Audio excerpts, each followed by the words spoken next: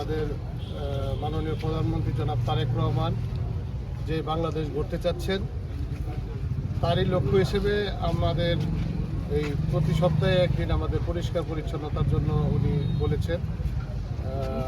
আমাদের এই দুবহরা আপনারা জানেন একবারে সীমান্তবর্তী একটি উপজেলা, পাহাড়ের পাদদেশে আমাদের এই উপজেলা, সকল ধরনের সুযোগ সুবিধা থেকে বঞ্চিত আমাদের এই উপজেলা।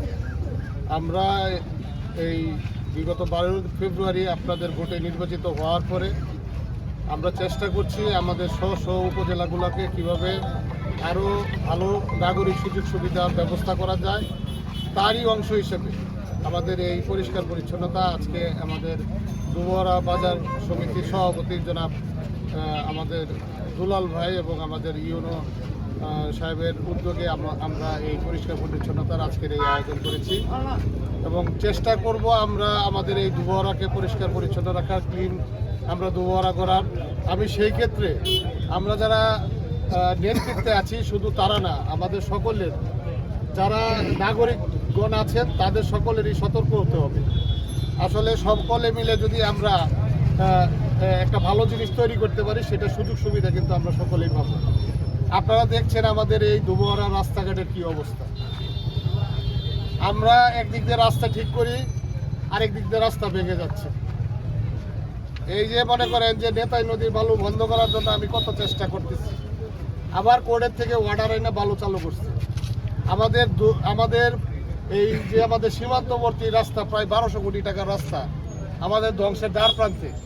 আমাদের গতলার ব্রিজটা ভেঙে গেল, এখন এই গতলার নিচ দিয়ে এই নাগলা রোড, ওই রোডও শেষ।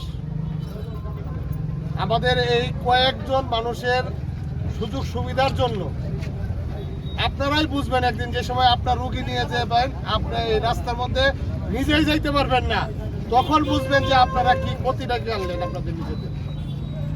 আমি বারবার নিষেধ করার পরেও কিছু মানুষ এই বালুর জন্য পুরা এই দুবহরার মানে আপনার সড়ক ব্যবস্থা শেষ করে দিল, পাশাপাশি হালুয়াঘাটে।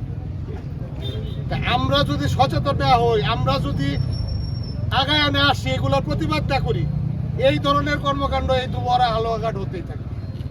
আপনারা যারা সুদীজন আছেন, যারা নাগরিক আছেন, তাদের যদি অধিকার আপনারা নিশ্চিত না করতে পারেন, আমি একা কিন্তু কিছু করতে পারবো না, এখানে ইউনো সব কিছু করতে পারবে না।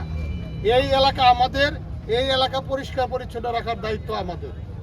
আমি আপনাদের জন্য আরেকটি সুসংবাদ দেই, আমি আমাদের মাননীয় প্রধানমন্ত্রীর দপ্তরে আমাদের এই দুবহরাকে পৌরসভা করার জন্য আমি আবেদন করেছিলাম, যেটা আপনারা সংসদেও শুনেছেন। ইতিমধ্যে ইউনো সাহেবের কাছে চিঠি আসছে, এটা যাচাই বাছাই করার জন্য, এটাকে পৌরসভা করার ব্যাপারে এই চিঠি অলরেডি মন্ত্রণালয় থেকে আসছে এখানে, যেটা আমাদের জন্য অত্যন্ত একটি সুসংবাদের ব্যাপার।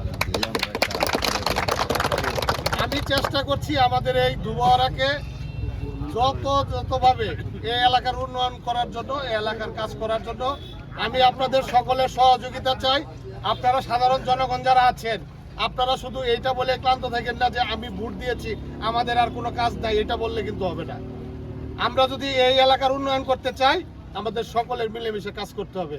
আপনারা শুধু ইউনো সামনে দেখাই দিলে হবে না, কিন্তু সবারই কিন্তু কাজের একটা সীমাবদ্ধতা আছে।